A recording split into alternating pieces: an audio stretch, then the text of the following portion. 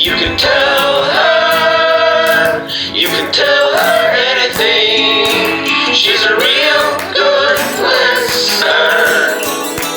You can tell her anything.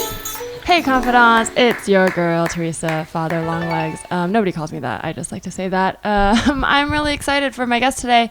My dog just jumped into his lap, so you can tell he is a very trustworthy person. He's super funny. I actually met him outside of LA and was like, this guy's so funny. And I was like, oh yes, you live in LA, so I can watch you do more comedy.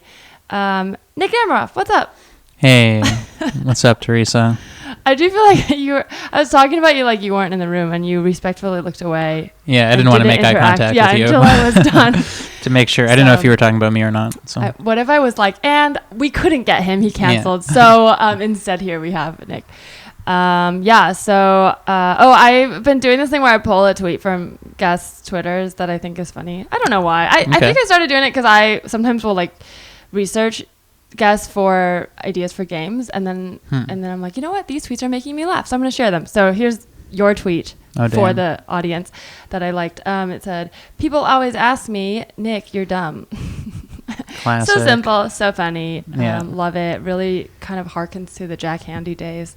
Love Jack Handy. Are you Jack Handy influenced? Yeah, for sure. I can see that in your tweets. Yeah, certainly loved watching all the old SNLs and stuff where they would have the Jack Handy just very confessions or whatever dry they were. delivery, but like very sharp turn, and then we move on. And you move on to the next, man. Yep. We don't have time to fucking dissect my real stories. No moment. You're not a laugh at yourself kind of guy. No, dude, there's nothing to laugh at. It's very... it's very serious stuff, the comedy. Exactly. But I do like to start on a good note, positive note, by asking my guests for a good confession. Is there something good you'd like to confess, Nick? I've already achieved my dream. Oh, okay. What was your dream? I guess getting on Conan was the dream, and then now I did it. It's a good confession in a way, and then also now I don't know what I'm doing with my life. So now you're gonna walk into the ocean while someone plays violin slowly. Exactly. Well, that's congratulations. I didn't say that in the beginning, but I did write down Conan. Right. So I didn't say it because I wanted you to say it. I didn't want to say it, but I was trying to think of what's a good thing that's happened in that. But, okay, so I know, like, obviously a lot of comics have that as a dream, but you specifically had this as a dream. Like, vision board, this was the one. Truly. I was like, this would be the greatest thing I could ever do in my life. And I assumed that once I did it, I would be eternally happy. How early did you think this? Like, when you had started comedy, or was this, like, you dreamed of doing comedy before at what point in your journey was this, like, a visualized dream? I dreamed of doing comedy before I did comedy, and then I dreamed that I would be able to do it on Conan, I guess, when I would just see my favorite. I would me and my friends would watch Conan all the time and watch the comics on it, and I would just be like, that is ideally the coolest possible outcome of doing comedy, is getting to do it on that show with that host. And you did it. And I did it. And now you have to quit I'm comedy. So happy. So I'm sorry to say, but this podcast is over. You're not allowed to do comedy anymore. That would be a fucking awesome outcome for this. What if that was all it was? That's really amazing. I mean, I know it like seems silly because it's like, obviously I'm sure you get so many congratulations, but to actually have a specific dream and then to do it is not to be like, oh, what's the word? I almost said it in Chinese, and then I realized I don't know the English word.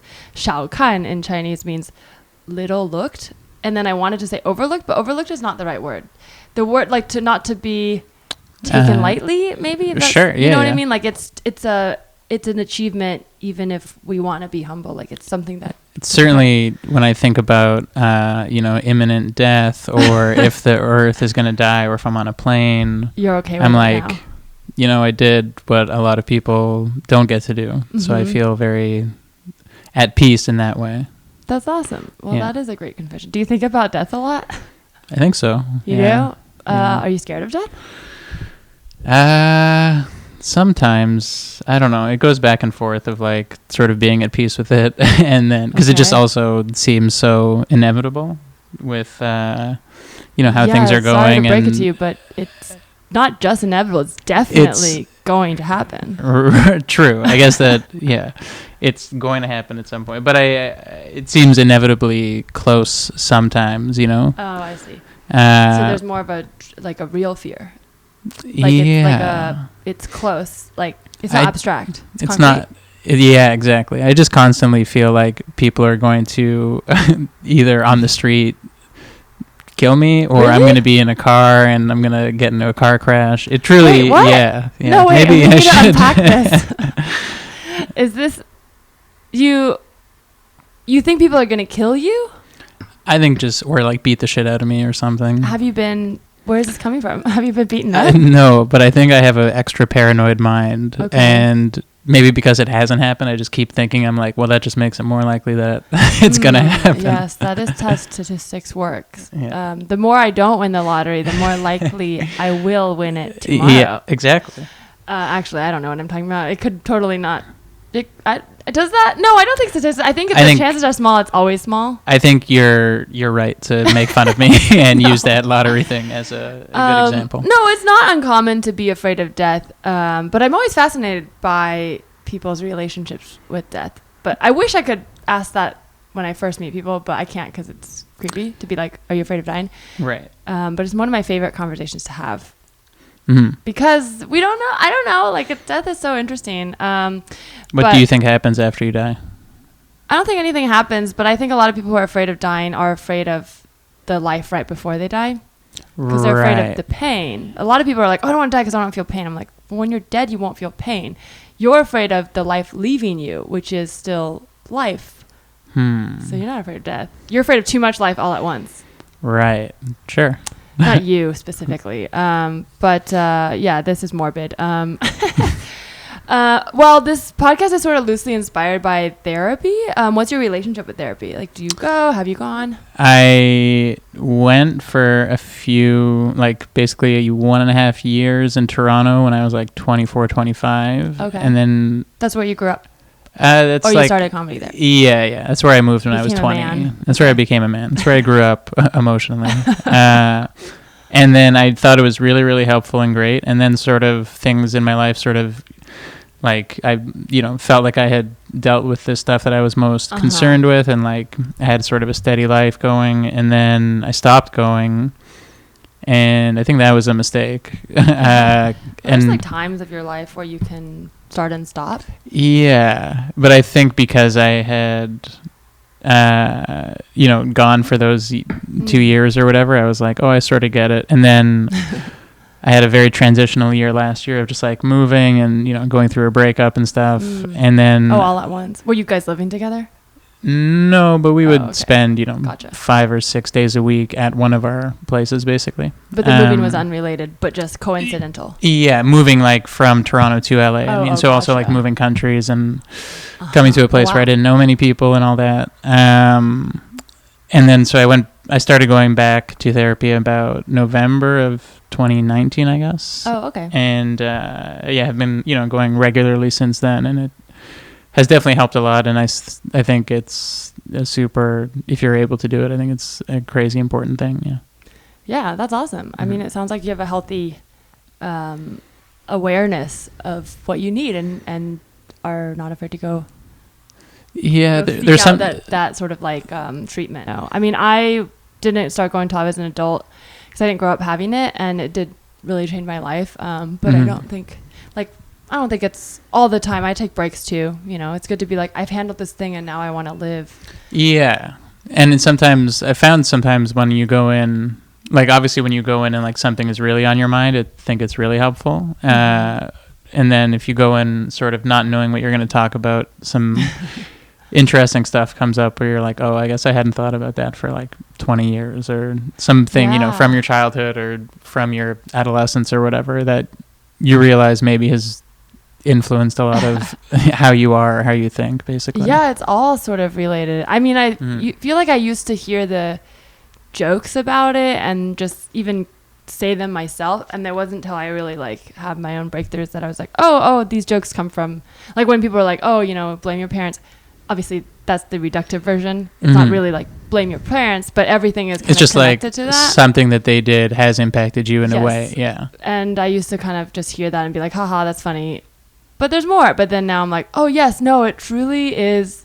So like that period of your life, childhood, that developmental stage of like how you receive love and how you define it affects the rest of your life. Oh, 100%. In crazy ways. Wow. Yeah. Wait, so you didn't grow up in Toronto. Where did you grow up? I grew up in Montreal. Oh, okay. Do you speak French?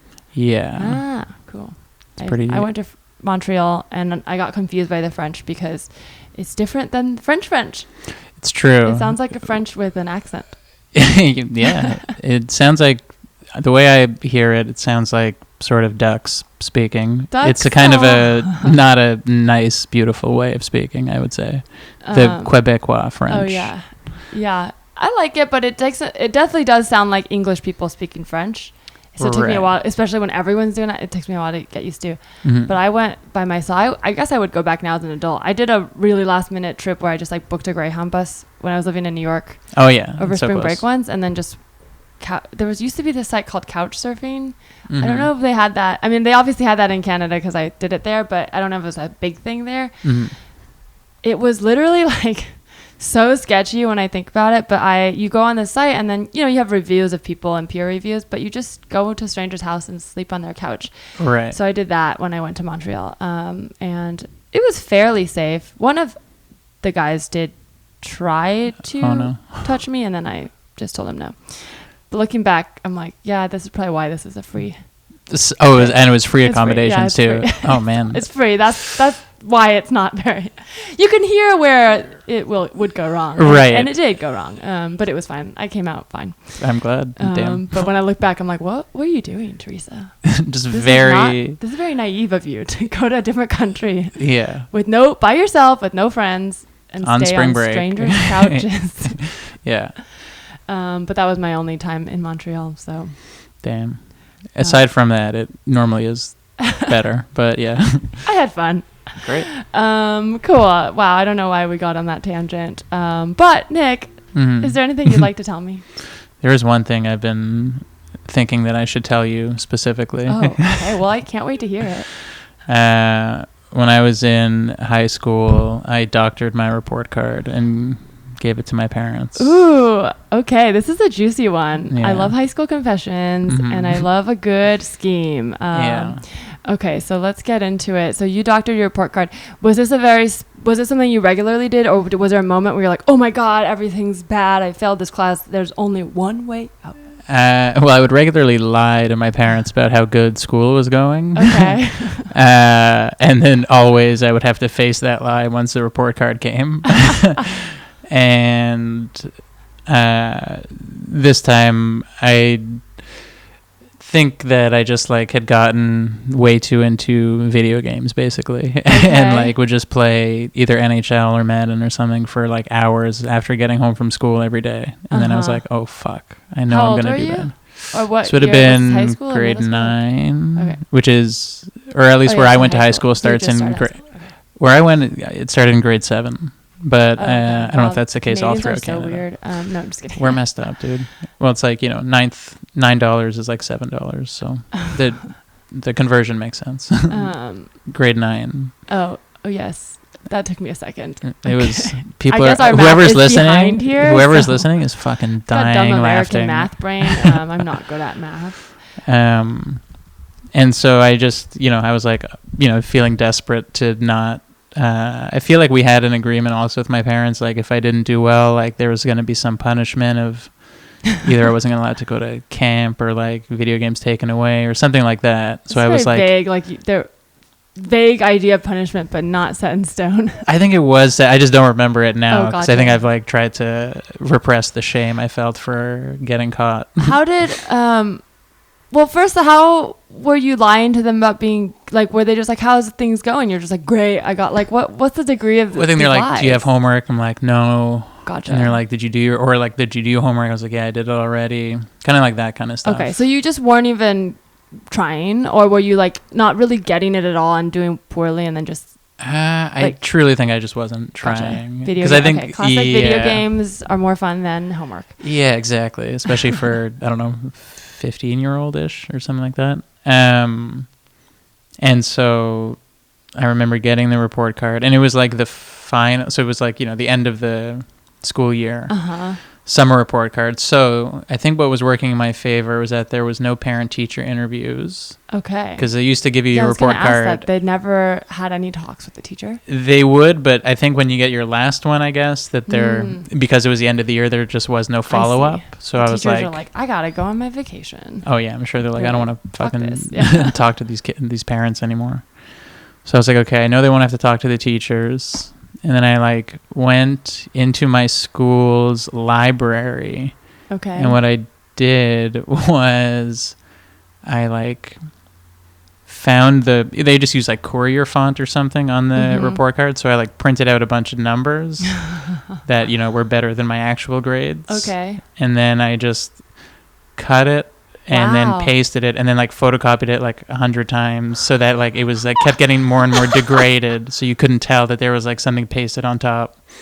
Wow. And then I told my parents that like I think the legit lie that I used was that me and my friends were celebrating after, because it was the last day of school, and we like spilled Coke on my report card, so I had to go back to the school and get a photocopy of it, and that's why I have a photocopy of my report card, not the real one.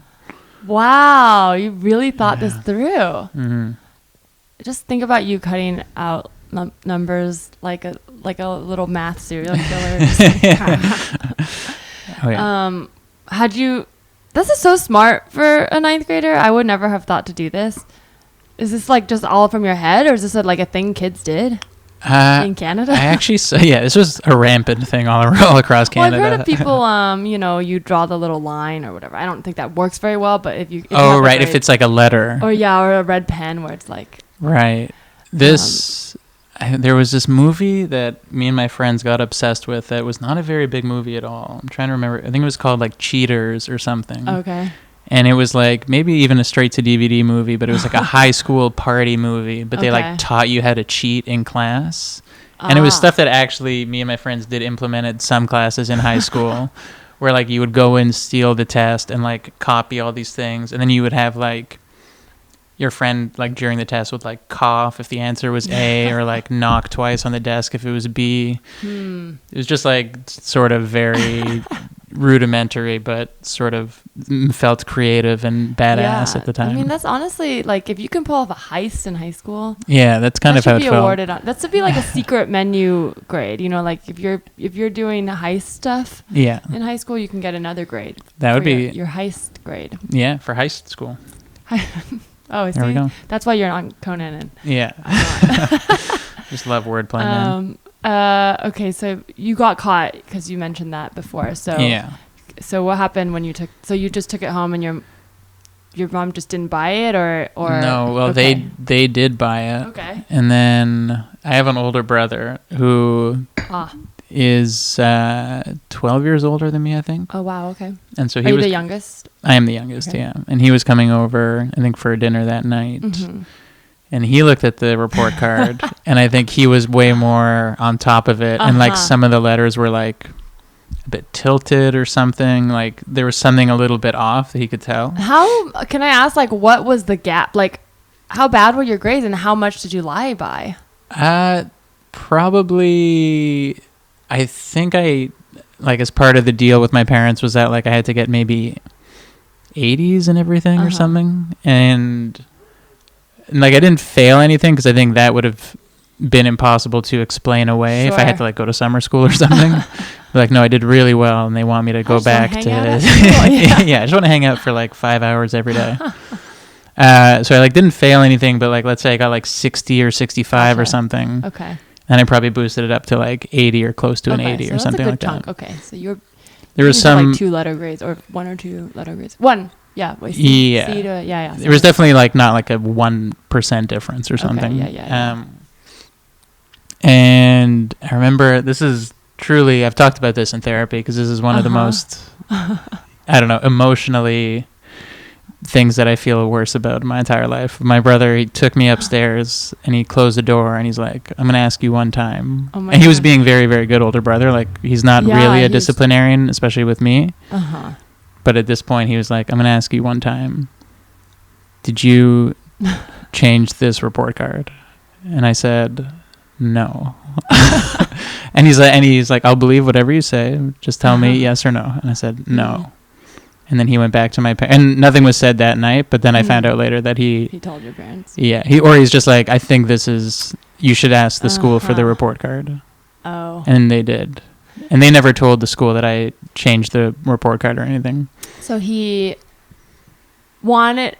So I'm like trying to get into the psyche of your brother now, because it's like almost felt like he was trying to be like, you can be real with me. Yeah. But like then he added the I'll believe you no matter, but then he still didn't believe me, obviously. I mean, I think he knew for sure that I had doctored it, and he was trying to give me as like a lesson, but then he backed himself into a corner where he then lost your trust. No, I was like, I understood why he did that. Yeah. Gotcha. But I do feel bad for lying to him. I've never talked about it with him, and I hope he doesn't listen to this podcast. But well, I think he would understand. I imagine he caught the lie because he probably was you at some point. I mean, true. Like you can see that having been a high school boy. I mean, were his grades really good in high school, or was he kind of like, okay, I got through, and I want Nick to also get through? From my memory, I was like. So probably, young when he was in high school. I was like 5 when he graduated. Oh, yeah. But he, I think, did really well from what I remember. So he was a concerned older brother. Yeah. Just wanted the best for his little brother. Yeah. I think he, didn't think that I was like gonna, like, not be able to survive in life. But I think he was just like, he just like knew that I had done something sneaky and that he didn't like that, I think. Did you feel any guilt lying to your parents? Yeah, but then I was relieved with the idea that I wouldn't be in trouble. Gotcha. Was there any difference between lying to your parents and lying to your brother, like the feeling? Honestly, probably lying to my brother felt worse, especially because it was very one-on-one, and he was like, I have your number. I know. Yeah, and I was like, I guess I'm just going to put all my chips on the table and hope I don't get called on this bluff. Oh, man. Yeah. And I obviously, I think you feel, I don't know if it's the same with all siblings, but like I felt, maybe closer to my brother than I did with my parents. Yeah. Yeah, totally. So did you get in trouble? Yeah. Actually, that was the first time I had to go to therapy. It was forced by my parents at that age. Because then therapy for a bad grade? Wow. Well, it wasn't the bad grades. It was the lying to them and changing the report card. Because they as they should have been, were really taken aback by that and really disappointed in me. Yeah. But then I had to go and maybe they were like worried that this was a symptom of a bigger issue or something. And then that therapy didn't really do any, because I also just was never, I don't know, I was never forthcoming with the therapist anyways. And you're probably not that, well, I mean, were you self-aware? Like what was going on? Was there something going on that was making you not want to? I think just not wanting to do homework. Sure, yeah. I don't think there was a deep-seated problem or whatever. It's weird thinking about grades now because I think I had I grew up in the Bay, and it's very almost too much pressure on grades. So I had a different experience than you in that I did get good grades, but it was always this thing where it's you have to if you got if I got an A-, I would feel extreme shame. Right. So it was I don't think that's good either. But it's weird because I know that there was a part of my life when grades were I want to be clear. I eventually got good grades, and I'm really smart. Okay. Well, my point is I was trying to make the point that it doesn't matter, but it's weird because I remember there was a time when it did matter. Mm-hmm. And even you saying this, I'm like, that is true on paper. But as you say this, I'm like, literally, I can't think of a reason it matters. Besides, yes, obviously going to school, good college or whatever. But when I think about the grade itself, it doesn't really signify anything. I mean, It's what are you learning? What do you like? What's your life filled with? If you have friends and you have good social skills and you're enjoying it, I mean, that's a good childhood. Mm-hmm. Totally. But yeah, I don't know. It's so weird to think about how important grades were. It's just such a concrete way, I guess, that parents can tell, especially, I think, our parents' generation or whatever. It's very concrete of a display of your potential or your future, I guess. Because they're good grades equals good future. Even though if that's obviously the correlation is not obviously 100% with that. Yeah, I almost want my kid to have a very checkered report card, not like on purpose. Like I don't want them to be like not doing it because they want to get away with it, but I want them to like, oh, if they're just spending too much time getting good at like something else they like painting, whatever. True. And then I was getting really good at Madden 2005. And honestly, video games is something that I'm like, I never picked up on video games because I always just felt like this thing that boys did. And now I'm like, everybody still plays video games. I miss nobody I know is doing calculus anymore. That's like, true. I would have had way more social skills if I just played video games growing up, because now I would have more in common with my friends. Yeah. I can't be like, hey guys, want to get together and look at geometric shapes? I mean, yeah. I actually one time changed someone else's grade for them. I was like a TA. That's how nerdy I was. But I also kind of was a rule breaker.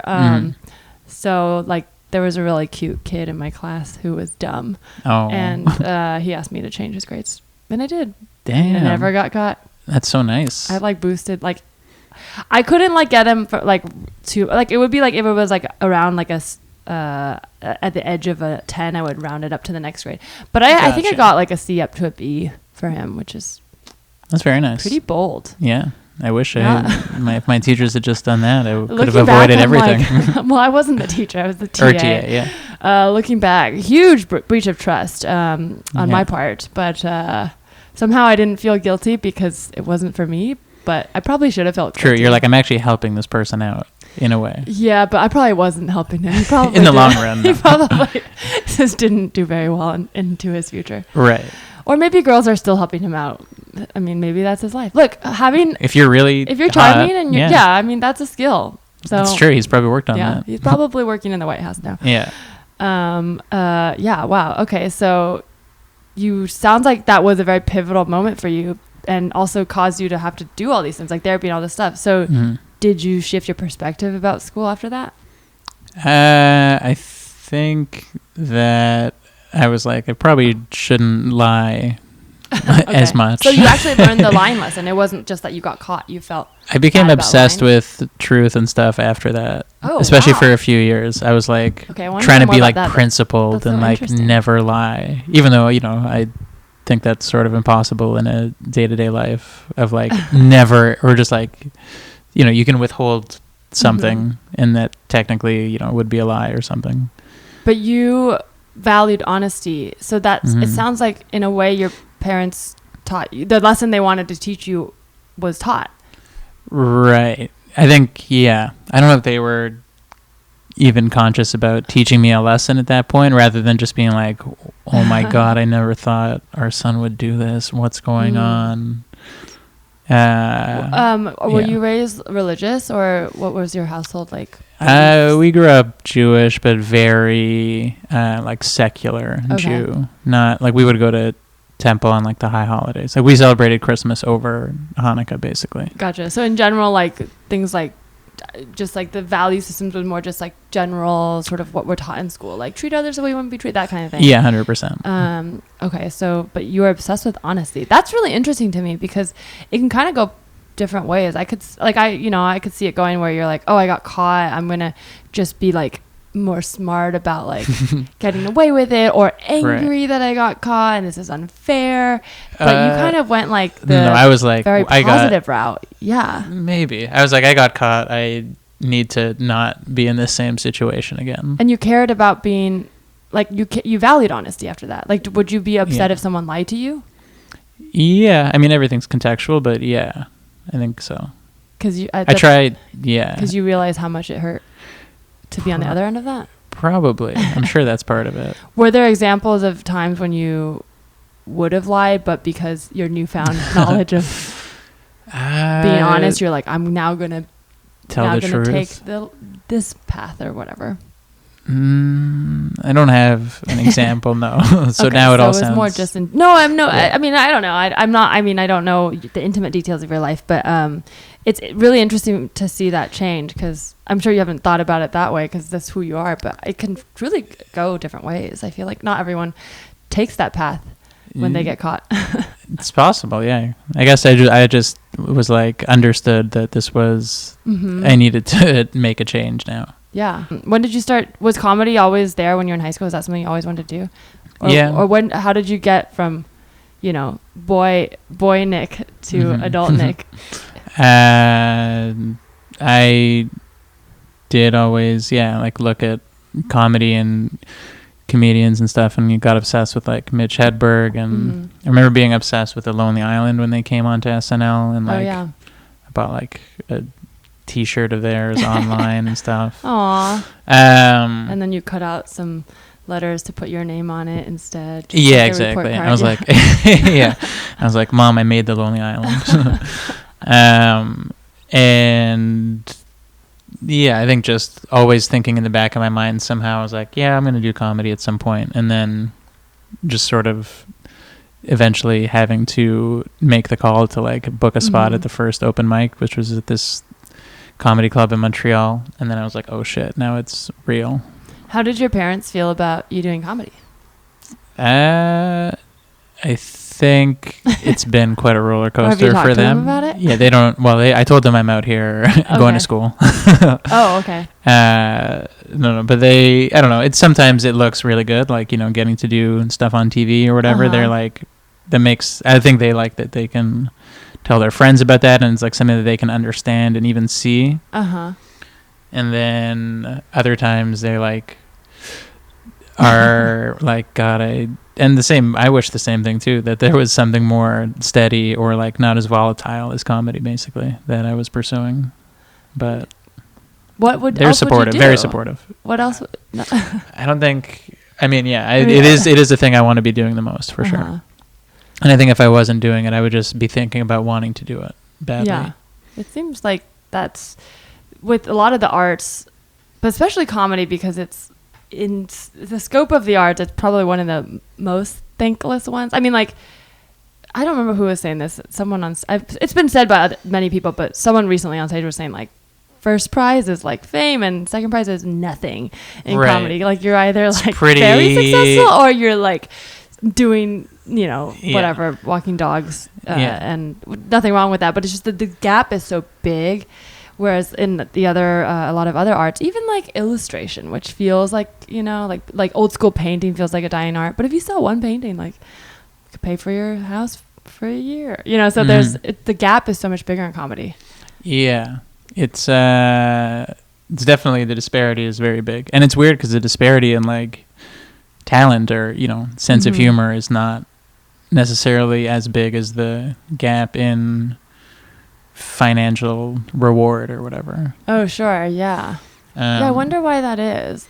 It's more of, it feels like it should be more democratic because it's just based on audience, but there's a lot of gatekeeping. Oh man. To like stars in comedy. I mean, there's in touring and whatever, I feel like you can have a life there, but you're not going to break through a ceiling until like certain gatekeepers are like, you're a star. Yeah, I think that's true. I think what a lot of people, certainly what I thought before starting comedy, is like you assume it's like a pure meritocracy or something, which is also like not how any sort of artistic pursuit works. You realize eventually, but when you go into it, pretty wide-eyed and like you see the people on TV and you're like, yeah, they're the best, that's why they're there. And then like about 7 years in now, and I'm like, oh, there's so many awesome comedians that I think are the funniest are like not necessarily well known or like as well known as if it was a meritocracy in my eyes, as they should be or whatever. I feel like I have so many more questions about your life. I don't know you that well. I feel like I'm realizing as I talk to you.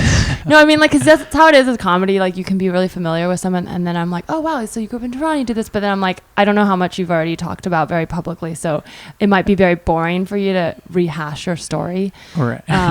If that makes sense, what I'm saying. Yeah. But no, I'm really interested in sort of like what like world views and outlooks. That's like sort of where like I find the most interesting. So definitely like value and honesty. That's something that I think is cool. I actually wrote my college essay about lying to my parents, and really? I had a different experience than you, but similar like shift, right? Like an internal shift almost, where I did get in trouble, but it was more than just not wanting to get in trouble. I feel like I felt why it was better wrong? to be honest. Yeah. Which is weird to say because I mean, I guess that is just that's part of growing up, but I think some people don't learn it. So I almost feel lucky that I made that big mistake. Right. Yeah, I threw a big party in high school when my parents went to Taiwan, and I thought I got away with it. I cleaned everything up. I mean, kids like broke the gate of our door, but I just said there were people who were kind of vandalizing. Like, I thought I got away with the extent of how big the party was. I think my parents suspect I had people over, but it was like a rager. Like, right. I mean, people broke the gate. Yeah, it was like a golf pros tennis hose theme party. There was alcohol. It was like a high school party. Yeah. But then I lied to them when they said, did you have anyone over? And I think they knew, but like I wasn't in trouble. And then I read this book. This is so corny now as an adult. I read this book, The Kite Runner. Do you know that book? Yeah, they made that movie like, as well. Yeah, it's like that was a very, it's very big definitely book. been like a bestseller, and it wasn't. Yeah. Yeah. But I think at the time I'd just come out. I want to say it was like 2006 or something. Mm-hmm. And so I had no context, and I was like so moved by it. And in the book, it's not even and that's a book about like someone who throws a high school party, right? Yeah. Yeah. He throws a rager called tennis. Oh, no. No, I mean, the book is super serious and totally set in a different world than my world. But there's a big part of it is he keeps a secret from a friend. Oh. And the guilt kind of eats him up. And somehow that's the part that resonated with me. And after I finished, I was like, I can't keep secrets. I must live in the light. Right. And then so I remember just like closing the book and going to the laundry room where my mom was like washing the clothes. And I was like, Mom, I have to tell you something. I threw a party. I lied. Whoa. And it like it was just like, I was just overcome with like honesty. I must live this way, or I'll be like, I think the kid in the book is named Amir. Like, I'll be like Amir. And then so that's what I wrote my college essay about. Damn. Which is very, I don't know, looking back seems so nerdy to be like, I threw a party and then I realized it was wrong. Fun is bad. What did your mom say were they mad at you, your parents? She was not, I feel like I did have some punishment, but it's weird how memory works. Like, because I felt relief being honest. Mm-hmm. I don't remember the feeling of getting in trouble. I think maybe I was like grounded or something. I don't remember her being she didn't like blow up at me, which was what I thought she was going to do. Right. And I was very afraid of that. It's always the anticipation of it is so much worse than the reality. Yeah. I used to be scared of getting in trouble a lot. Yeah. It's like that feeling of like, well, it's also the shame. I don't know. That's probably part of it. Feeling like I'm bad. Right. Like, it sounds silly to say, but like I think a lot of kids have that. I wish like parents knew how to like, I don't know, because I think they're just doing their best. They want you to be a good adult, so they want to teach you as a kid. But when you're a kid and you don't know what's right and wrong, and you're just trying to figure it out, there's a lot of shame because sometimes you do something that you don't quite know why it's wrong, and then you're get like, the reaction. That's wrong. Yeah, and then you feel shame, even though you're like, because it comes from a place of wanting, right? Like if I wanted to have friends, I wanted to hang out, so I did the party. So I wish there was a way for people to teach their kids how to address their wants more healthily without just being like, this is restricted. I don't know the answer. I think we'll figure it out though. Within the next 5 minutes. Well, like your brother coming to talk to you, I feel like that was more middle ground, like him trying to offer the opportunity. Yeah, I think so. Yeah, I don't know. I don't know what it is, because I don't think the answer is to just be like, don't ever play video games. You have to get straight A's, because like that's not realistic for everybody. No. I think, But there's a world where it's like, hey, if you're really not doing well, come talk to us, and then we'll figure it out. Or something. Right. Yeah. Yeah. To their credit, I think that was what they offered at the end. That's and I was true. like, and then you're like, no. I was like, I'd still rather play video games. Well, it paid off because you did Conan, so. Right. I would not have been able to do that without the great shame Without the shame. that I have that has built up my comic Oh my gosh. persona. Well, do you get afraid of getting in? Do you still have that feeling of getting in trouble now? Oh yeah. You do? I think that's related to the death. Oh, wait. Where it's like, speak on that. either somebody's gonna yell at me or kill me. Oh my gosh. Okay. I remember having even to this day, this is like sometimes I'll like house sit for my sister and stuff when she and her husband and their kid all go out of town or something. And I just always think that there's a murderer in the house Really? if I like get home after like not being home for a while. And I remember like I have a lot of memories of my dad like driving to like either Subway or like Blockbuster when I was a kid. Blockbuster, R.I.P. Yeah. And like, and when he wouldn't come home in like 10 or 15 minutes, I was just like, oh my God, he died. What? Yeah. That's, yeah. Where did that I don't think come I've thought from? about that in a while. I don't know. Did you watch horror movies? I guess so. I mean, I definitely watched, yeah, but a not bunch. enough. Or it's not like. But I don't remember any that like specifically had a scenario like that or whatever. I mean, it sounds a little bit like anxiety. Yeah, I think it's anxiety, super big anxiety. Yeah, you jump to the worst conclusion. Yeah, 100%. Of like, death, and then you feel. When you say you like come home and you're afraid, are you like checking doors and like lock? Okay. Yeah, I've that's done why that. sometimes I really like it if I either like am in a hotel or like in a very very small room or something that only You can has see like everything. Yeah, or like I only have to check underneath the damn. bed and the closet, and then I'm good. But if it's So like I a should house, have let you sit facing the door because you're facing the. So I'm- someone could I'm- come in and you wouldn't know. Yeah, exactly. But I'm facing the window, and I'm like, I have Oh, a great okay. view of the park Gotcha. and stuff. I mean, the blinds are closed, but that's just uh-huh. for the viewer, the listener. Wow. So these two things are more related than I thought, so it's all this sort of general anxiety that like people are coming into your space and ruining. Like, do you have control issues? Like, I don't want to say issues. Do you feel like a need to like control everything around you?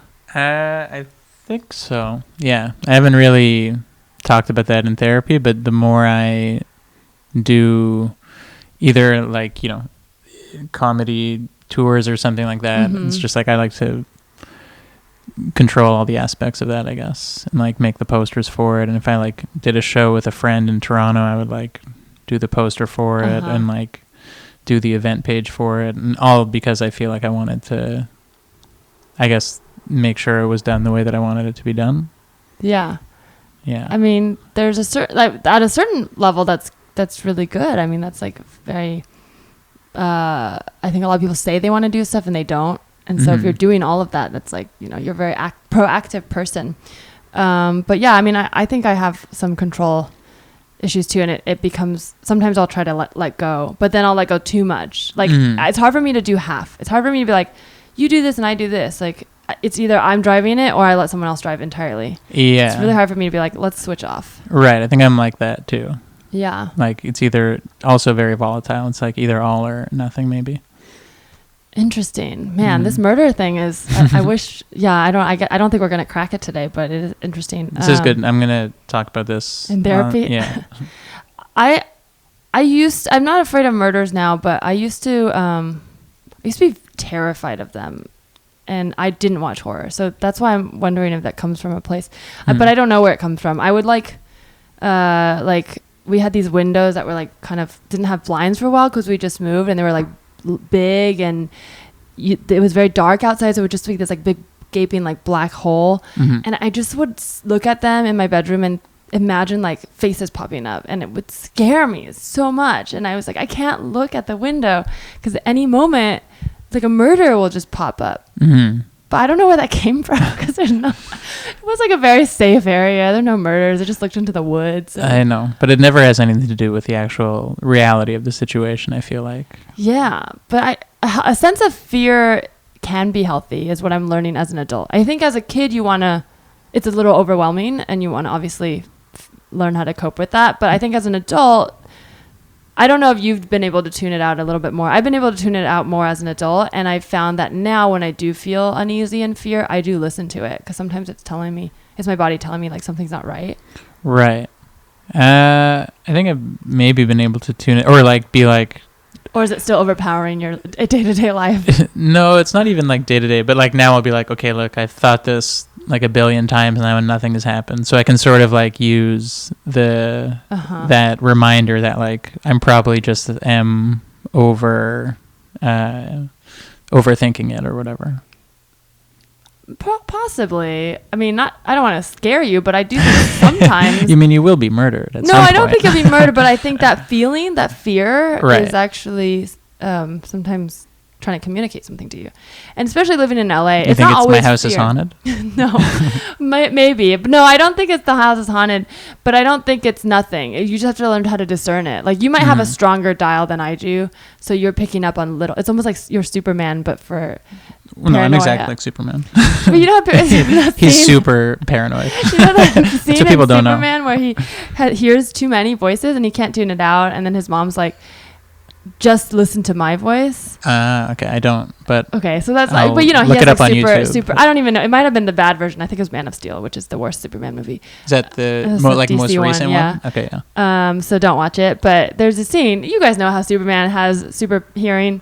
So there's a scene in that one where he's like a kid Mm-hmm. and he just hears voices everywhere. It's too much. It's too loud, and he's just like, I can't stand it. And then she's like, focus on my voice. But you might have that with fear in that, like, you live in LA, and LA is full of triggers that are like legitimate, right? There's like Yeah. terrible people all over LA all the time, and you're constantly being bombarded with Mostly at open mics. awful but yeah. things. Yep. Yeah. When you walk into a open mic and you feel you probably have at least 3 murders in that room. Sure. For sure. No, but you're picking up on real things, but you're probably just like way too tuned in. Like some Yeah. of that you can probably ignore. It doesn't mean it's not true. I mean, you know, people have anxieties and whatever. There's insecure people who are bad or whatever. I mean, Hollywood is full of abusers. So you may be picking up on actual things, but I think if you fine tune it and don't tune it all out, because I think it can come in handy. Like it seems like you have a strong sense of your surroundings. You just have Right. to like, I don't know, turn the dial down a little bit. Gotcha. I don't know. Does any of this make sense? I think to Yeah. me, because I read a book called The Gift of Fear, and it's this guy who like deals with like murderers and stuff, and he talks about like these victims will say like I felt weird, and then obviously something happened. Right. So he I talks feel like about this how is you're going to have supposed- the opposite effect on me. Oh, and no, I'm okay, going I to turn won't it tell you up this. so much. Where I'm like, yes, I need to listen to these. Well, you have to learn to listen to your gut. So Right. don't listen to. How do you What? discern what's your gut and what's your head? And Have you ever felt anything and then left a situation? Or have you ever acted on a fear Maybe. or jumped into a fear? Like that's another thing. I don't think I've jumped into a Okay. fear. So that's the thing with performing. I feel like sometimes Or I people guess do. in You- that you regard, lean yeah. into it and then you come out on the other side. So then you kind of figure out what's like good and bad fear. There's the good fear, which is like Sort of excitement. butterflies, yeah. Yeah. And if you lean into it, it's very rewarding. Mhm. And then there's the bad fear where you're like, I have a very bad feeling that person is going to kill me. I'm going to Right. leave. Like the couch surfing. I Right. left that room. I That's mean, like good. I joke about it. I'm like, yeah, I don't know. Nothing happened, but I mean, I left because Yeah, I mean that's seem good like intuition. a good situation. So. I do think, yeah, that if like once there like actually shows to be signs of like yeah. actual like presence of something dangerous or whatever, I would be like, yeah, I need to get out of here. Uh-huh. But yeah, I feel like I scared you more, and I'm sorry. I'm terrified. Oh, no. I'm about to jump out this window. Oh, no. Well, I'm glad you're working on it in therapy. And I don't think anyone's going to murder you, Nick, but unless you have a secret past I don't know about. No, but maybe I've repressed it in my own head and I don't remember it either. I think I'll be okay. I think you'll be okay, too. Well, thank you for sharing that with me. You're welcome. I have a game, if you'd like to play it. I would love to. Okay. This game, I didn't know about your paranoia, but this is something I'm paranoid about, which is accidentally joining a cult. Oh, yeah. Well, actually, I really wanted to join a cult when I first moved to LA because I really think I want to belong somewhere. And maybe that's why I started doing improv, which bet is that's true. basically a cult. Mhm. No, but actual cults exist, and cults are bad because you can't leave them. Sure. So this game is this a camp or a cult? And I wish I came up with a better title, but I didn't have time. But I'm just going to read some rituals, and it's either a ritual or a thing that a cult, a real documented cult does, or it's like a tradition from a summer camp, a fun romp. Right. Not Summer like- camps are I'm Jewish. I'll put that out there. Oh, and, is that? Well, but their they're Jewish huge. camp is huge. That's what I was about to okay. say. I'm saying this I is thought a you were gonna perfect be like, game. It's in Canada. That's different. Oh Okay. no, I'm like this is. I should be able to nail this. Yeah, I know about the Jewish Boy Scouts. My Mhm. Sadie Hawkins date ditched the dance to go to a Jewish Boy Scouts dance. So I know all about. Ouch. I'm sorry I all brought about that the up. Jewish Scouts. That's not the name of it, but it's No. JCC. I don't know. There's some name I wasn't think- privy to, but a lot of my friends were in it. The Jewish Scouts. I never heard of it. They're not. I think it was co-ed, but I called it the Jewish Boy Scouts because it was like. That Boy was like the Scouts. gist of it. Yes, Okay. basically, yeah. You like do fun games and activities and Mhm. hang out with girls who aren't me. Cool. That was the main Yes, part that of was the the main Jewish Boy takeaway. Scouts. Okay, so you know all about summer camps. Okay, so here's the first one. This is the ritual, and I've paraphrased it, so don't read too much into the wording. Gotcha. Okay, so the ritual is you gather and get your foot read. For example, like it's like palm reading. So like short toes indicate a short temper, and fat toes mean good fortune is on its way. Interesting. I'm gonna guess cult. You're correct. This is a cult. This is the Yeah. Ho Hana Sampogyo cult, founded by Hogen Fukunaga. Was just one man in Japan who claimed I bet he had a foot either fetish. either that for sure, and also like a huge big toe, or like what was the thing? That means Oh like yeah. Fat toes meant good fortune was on he its had way. fat ass toes. I bet that guy. You're right. The prophet probably would have to make all the good stuff about his Mhm. feet. Interesting. Yeah. So he founded this cult. Claimed he had the divine gift of foot reading. But the catch was he charged $900 for a reading. So he was Wow. sued for a lot of by people who were angry that he was a fraud. Damn. But honestly, kind of on you to pay $900 to get your foot read. So. Yeah. Truly, who's the victim here? Okay, next one. This is the ritual. Get out of bed on the right side and don't cut hair and nails on Tuesdays or Thursdays. That also sounds like a cult to me.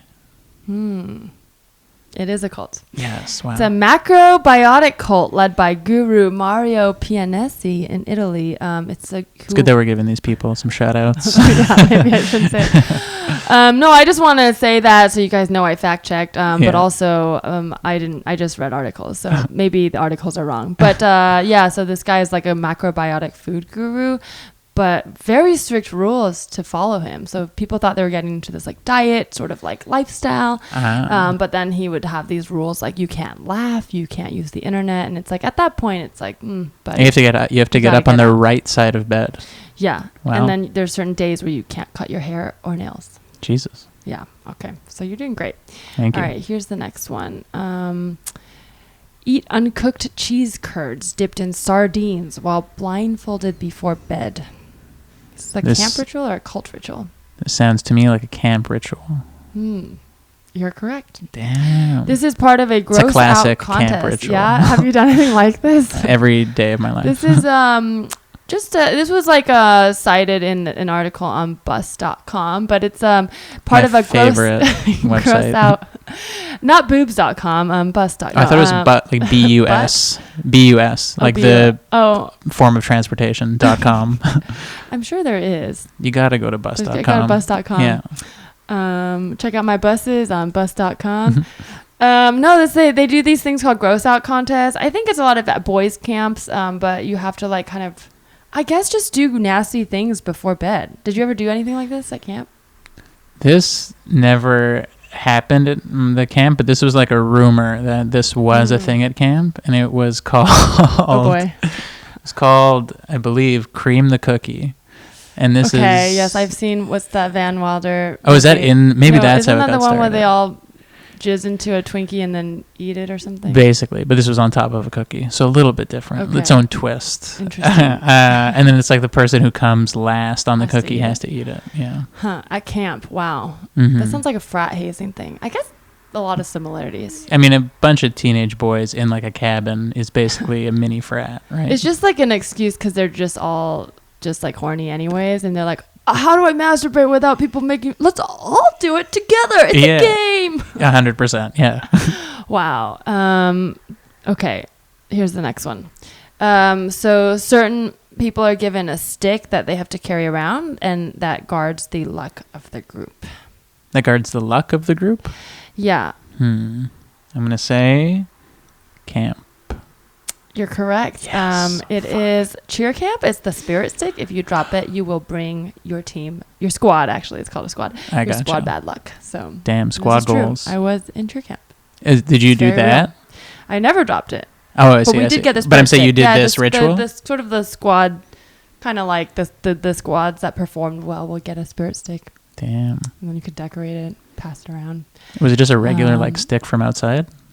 Well, I went to USA Cheer Camp, which is the name of the company. Of the country. Yes, the name of it was in Canada, funny enough. Yeah. No, it's like, yeah, it's in USA, but it's also the name of the organization that runs it, USA Cheer, I think. So it was printed with their logos. But, you know, people who watch Bring It On will remember the very dramatic scene where Torrance drops the spirit stick, and That sounds familiar. yeah, and it's taken from that. So it's a real thing. I gotcha. Okay, here's your final one. You're doing great. Okay, the ritual is swim through shark-infested waters to retrieve a bird's egg from a nest and then bring it back unharmed. I mean, it'd be wild if this was a camp one, so I got a guess called. This is the sharks that gave it away. Yeah, the sharks, I think, were the... I should have cut the sharks out. Yeah, this is a cult from this article, so I didn't look too much into it, but it's called the Birdman cult. But what drew me to this is the island that they do it on is the island of Motunui. I don't know if you saw Moana. But that's I didn't realize that was a real island. I thought that it was Disney making classic Agrabah situation, making up fake sounds like right, like a culture real islands. But this article says the Birdman cult does this in the island of Motunui. So, do you think Moana was secretly trying to influence people to join this cult? You know, very likely. It's very possible. Maybe I should join that cult. I would join the Moana cult. If Moana started a cult, I would join. I'm not seeing Moana, to be honest. Wow. But I do have a niece and nephew who That are is obsessed with it. Erasure. I'm sorry. And it was on purpose. A conscious decision not to see it for that reason. Oh, my goodness. That's okay. I forgive you. You won the Thank game. you. So as a prize, you get to tell the listeners where to find you. Oh, man, that's awesome. These listeners, if you want to find me, you can go to Instagram.com/Nick Nemeroff or Twitter.com/Nick Nemeroff. Cool. And that's it. Sweet. Yeah, check out his Conan set and follow this podcast at Tell Me Anything Pod. Follow me at Larissa T on Twitter and Instagram. Bye. See ya.